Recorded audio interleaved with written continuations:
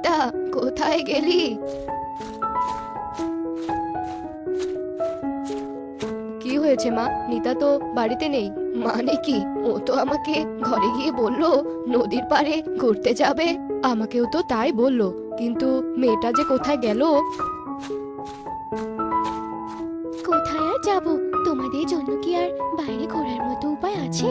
তা তুই কোথায় গিয়েছিলি? তোকে ডেকে ডেকে যে গলা ফাটিয়ে ফেলছি।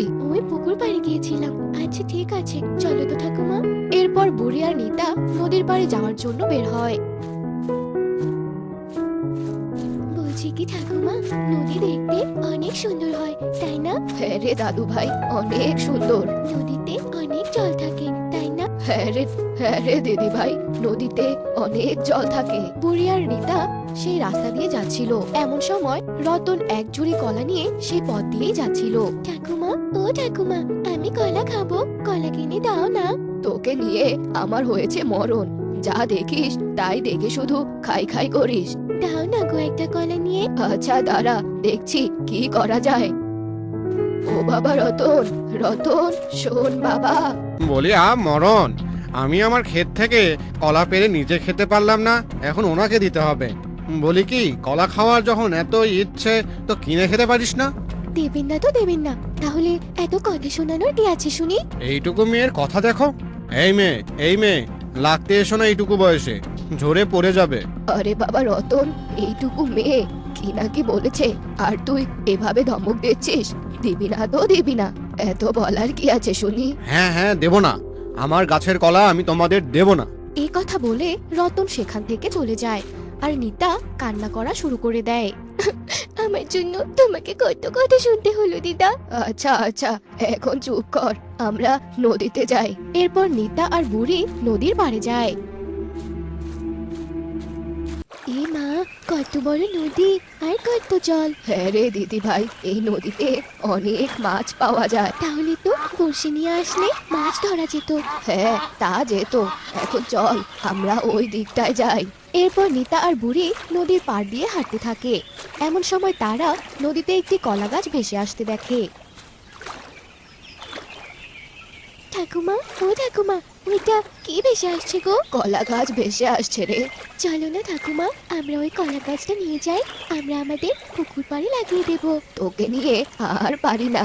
না, লাগবে না, তোর বাবাকে বলে বাজার থেকে কলা গাছ কিনে আনতে বলবো। না ঠাকুমা, আমি কলার চাষ করব, দাও তো তোমার লাঠিটা দাও। এরপর নিতা বুড়ির থেকে লাঠি নিয়ে নদীতে নামে। সাবধানে, পড়ে যাস না আবার, নদীতে কিন্তু অনেক জল আছে।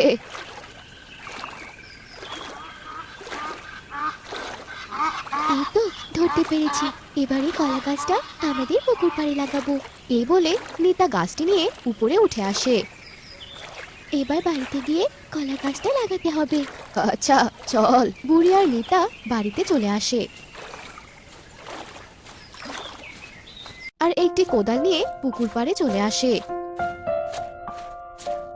এই বলে বুড়ি সেখানে গর্ত করে। তারপর নিতা নিজ হাতে কলা গাছটা লাগিয়ে দেয়। যা, এবার পুকুর থেকে জল নিয়ে এসে কলা গাছটির গোড়ায় ঢেলে দে। আচ্ছা যাচ্ছি। এরপর নিতা পুকুর থেকে একটি পাত্রে জল এনে কলা গাছের গোড়ায় ঢেলে দেয়।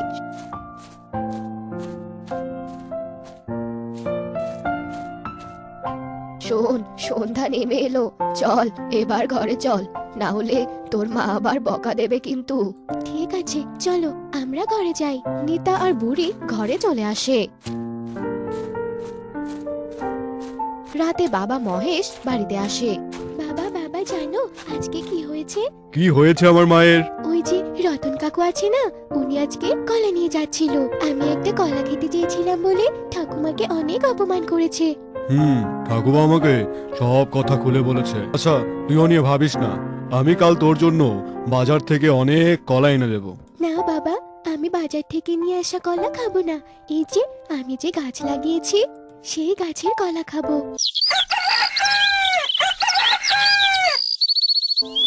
পরদিন সকালে নিতা একটি পাত্রে জল নিয়ে কলা গাছের কাছে যায়, আর গিয়ে দেখে কলা গাছের মোচা বেরিয়েছে।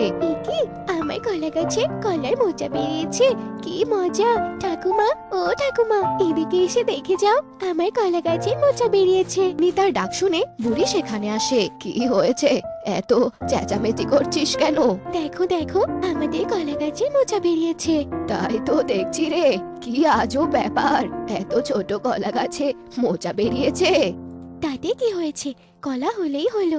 এভাবে দেখতে দেখতে বেশ কিছুদিন পার হয়ে যায়, কিন্তু কলা গাছে শুধু দুটি কলা ধরে। কিন্তু কলাগুলো ছিল অনেক বড় বড়, আর কলা গাছের গোড়া থেকে আরেকটি নতুন চারা বের হয়। এসব কি দেখছি আমি, এত বড় বড় কলা।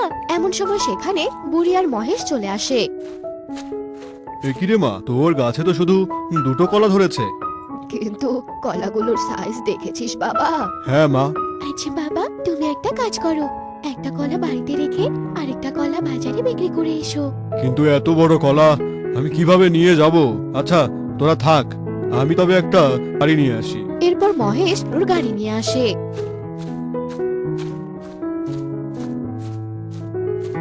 দুটোর মধ্যে যেটা বড় কলা বাড়িতে তোলে আর বাজারে বিক্রি করতে নিয়ে যায়।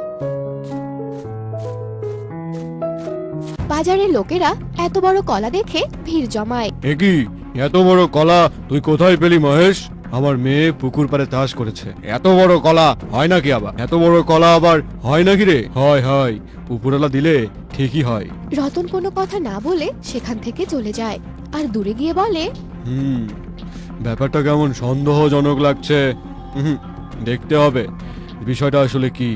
যাই, মহেশের বাড়িতে একবার যাই। এরপর রতন মহেশের বাড়িতে যায় আর গিয়ে দেখে কলা গাছে একটি বড় কলা ঝুলে আছে। সেখানে নিতা দাঁড়িয়ে আছে। কি ব্যাপার, এই রতন কাকু এখানে দাঁড়িয়ে দাঁড়িয়ে চোরের মতো আমার কলা গাছে কে দেখছে? ব্যাপারটা দেখতে হচ্ছে তো। এই বলে নিতা সেখান থেকে চলে যায়। ওই তো মেয়েটা ওইখান থেকে চলে গেছে, তাহলে যাই, গিয়ে কলাটা চুরি করে নিয়ে আসি। এই বলে রতন কলা গাছের কাছে যায়। একটা কলা চুরি করে কি হবে? আমি বরং এই কলা গাছের চারাগুলোই চুরি করে নিয়ে আমার জমিতে রোপণ করি, তারপর তারপর নিতা দূর থেকে সব কাহিনী দেখতে পেল। আমার কলা গাছ চুরি করা, দেখাচ্ছি মজা। কোথায় গেলি রে আমার হাক্কা আর বক্কা? আয় আয় আয়, আয় তো, এসে ওই রতন চোরটাকে ধরতো।